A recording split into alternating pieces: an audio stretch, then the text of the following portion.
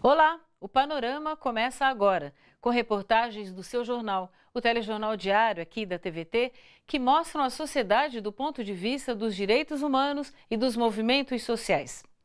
E a gente abre o Panorama falando sobre a situação de quem vive nas ruas da capital paulista. O prefeito de São Paulo, o tucano João Dória, tem adotado uma política de limpeza da cidade que inclui a retirada de barracas e objetos pessoais de quem está em situação de rua.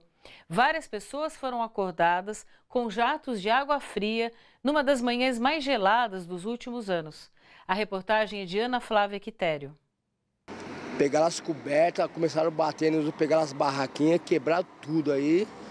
E nós é o seguinte, eu acho isso desumano, porque são seres humanos aí. Este é o desabafo de Jabaquara, apelido de Anderson Ribeiro, de 42 anos, que vive há 10 anos na Praça da Sé, coração da capital paulista. Anderson estava bem onde várias pessoas em situação de rua foram acordadas com jatos de água e ficaram com cobertores e pertences encharcados. A ação de limpeza feita rotineiramente pela gestão Dória foi alvo de críticas e queixas na quarta-feira, dia 19 de julho, após a capital paulista registrar mais baixa temperatura para o período, quase 8 graus. Isso é um ato que acontece constantemente, né? Esse negócio de acordar morador de rua com jato d'água, isso já vem acontecendo há muito tempo. Eles falam que é um caso isolado, porque é aquela pessoa que é um ser humano e que precisa de todo respeito.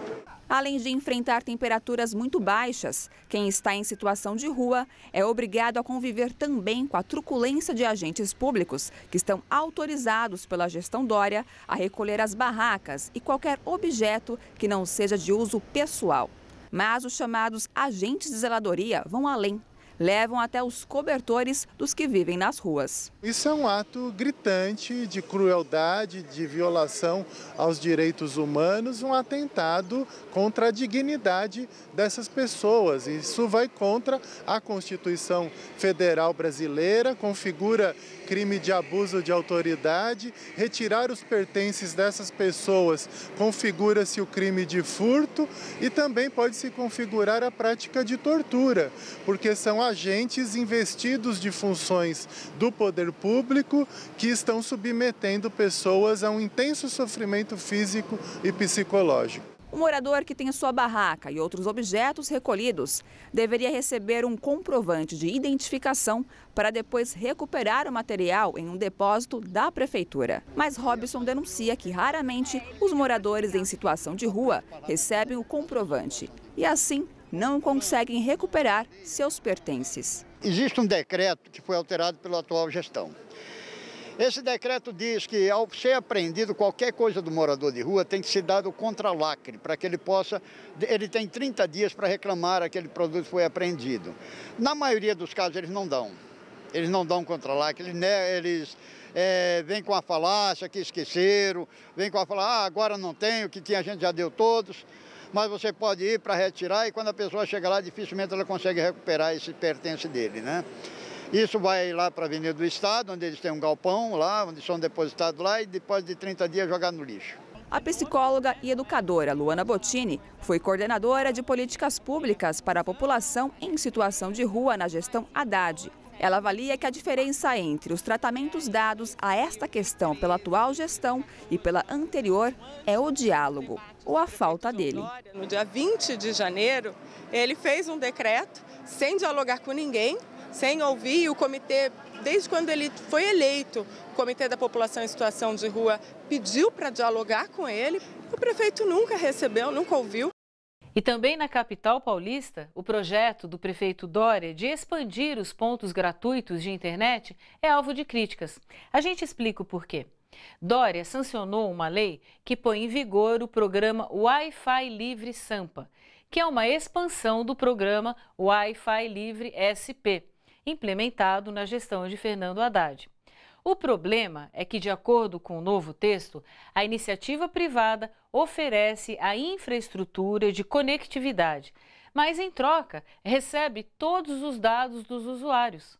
Especialistas afirmam que a medida fere o marco civil da internet. Acompanhe na reportagem de Jô Miyagi. Para ampliar o serviço de Wi-Fi livre na cidade, o prefeito de São Paulo, João Dória, vai usar o usuário como moeda de troca. O custo será a invasão de privacidade, já que todos os dados do usuário, pessoais e de navegação, poderão ser utilizados ou vendidos pela empresa que prestar o serviço. Com os dados coletados por seus hábitos de navegação na internet, como os sites que você visita, por exemplo, ou os locais por onde transita, as empresas podem fazer o seu perfil e oferecer ou até mesmo negar serviços. Pelo programa Wi-Fi Livre SP, criado pelo ex-prefeito Fernando Haddad em 2014, qualquer um pode se conectar sem precisar de cadastro ou qualquer tipo de identificação, justamente para evitar o rastreamento. Abrir áreas onde as pessoas possam se conectar nos espaços públicos à internet facilita a vida das pessoas, permite que pessoas de baixa renda possam também realizar suas pesquisas, suas buscas, seus contatos. Turistas usam muito quando vêm visitar cidades, por isso que áreas de Wi-Fi livre já eram comuns em várias cidades do mundo. O Wi-Fi livre custa 10 milhões de reais por ano para a cidade de São Paulo. A empresa que prestar o serviço deve lucrar bem mais do que isso com a venda dos dados. Vai contra o que o Marco Civil da Internet, já aprovado em 2014, prevê, que os provedores de conexão, ou seja, aqueles que põem o usuário na internet, não podem acessar os dados de navegação do usuário, porque são eles, se os provedores de conexão têm esse acesso, eles conseguem uma visão global do acesso da pessoa, o que é um claro ataque à privacidade. Vários lugares da cidade que estão dizendo onde você vai, que horas você vai, quanto tempo você fica no lugar, quanto tempo você passa por lá. Você pode estar oferecendo esses dados para o seu convênio médico, para a sua empresa de seguros, que pode cada vez mais estar fazendo estimativas de quanto vai te cobrar com base nisso. Então, isso é um mega problema, é um grande problema para você. Muitos já deram como perdida a luta pela privacidade na internet, afirma o professor.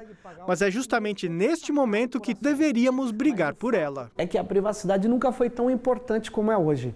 Porque hoje que ela faz sentido. Porque hoje você pode não arrumar um emprego, ter um convênio médico negado, ter uma oportunidade recusada, ter um custo maior de seguro, porque empresas estão violando a sua privacidade. A gente fala agora sobre uma novidade positiva. Já são 7 as universidades federais brasileiras que reservam cotas para refugiados. Essas pessoas não são simples imigrantes. Pela legislação internacional, refugiado é quem foi obrigado a sair de seu país por causa de perseguição, por motivos de religião, nacionalidade, raça, opiniões políticas ou pertencimento a um determinado grupo social. E no momento em que os refugiados se multiplicam e sofrem tanto em várias partes do planeta, as universidades brasileiras têm aberto suas portas para essas pessoas. A Federal do ABC é a mais nova a aderir ao sistema de cotas para os refugiados, já a partir do ano que vem. Das quase 2.000 vagas que serão abertas em 2018 pela Universidade Federal do ABC, 12 serão reservadas para refugiados ou solicitantes de refúgio no Brasil. Houve todo um processo de pensar a resolução, de pensar como seria a estrutura mais adequada para que essas vagas pudessem ser oferecidas. A gente tem uma universidade que historicamente também é conhecida, né, por ser uma universidade com mais inclusão, uma universidade que abre mais as suas portas. A gente ter a aprovação dessas cotas aqui é um marco muito simbólico, né? E daí tem ganho dos dois lados, não é fazer um favor, né? Porque muita gente tem debatido que a gente está fazendo um favor, mas não é. Quando você abre as portas para outros povos, para outras culturas, né, a universidade ganha muito com isso, a produção de ciência ganha muito com isso e a comunidade acadêmica como um todo ganha muito. O sistema de ingresso será o mesmo, usado para todos os alunos da Universidade Federal do ABC, o SISU, Sistema de Seleção Unificada, que usa as notas do Exame Nacional do Ensino Médio, o Enem. A UFABC vai criar uma comissão para assessorar os refugiados aprovados, com a documentação capacitação necessária. O que está sendo proposto é que, dentro dessas vagas, 50% vai ser destinado para quem enfrenta uma situação de alta vulnerabilidade socioeconômica. A UFABC não é pioneira na adoção de cotas para refugiados. Outras 6 universidades federais já adotaram esse tipo de reserva de vagas, entre elas a do Rio Grande do Sul e a de Minas Gerais. Apesar do avanço do ponto de vista da inclusão, o número de vagas reservadas para os refugiados é considerado insuficiente. São pouquíssimas vagas, a gente está falando de 12 vagas estabelecidas para os nossos cursos, que são os bacharelados interdisciplinares. Então, na UFABC nós temos o bacharelado de Ciência e Tecnologia e o bacharelado de Ciências e Humanidades. Quando o refugiado chega na cidade, muitas vezes ele nem o idioma, né? Não consegue compreender, não consegue falar o idioma. Às vezes ele vem falar bom dia em português aqui, né? Se a gente não fazer uma política de inclusão, de inserção social, essas pessoas ficam à margem, né? E ao ficar à margem, vão criando-se os guetos, né? A partir desses guetos, começa todo um processo também de segmentação, de discriminação. O olhar da sociedade para essas pessoas fica diferente, né? Então, ao contrário, quando se faz uma política de acolhida, essas pessoas, elas realmente dão para o país todo aquele potencial. No próximo bloco, você acompanha as ameaças ao direito de manifestação. A Associação Comercial de São Paulo quer que atos e protestos tenham dia e horário para acontecer. Fica aí, o Panorama volta já com essa e outras reportagens.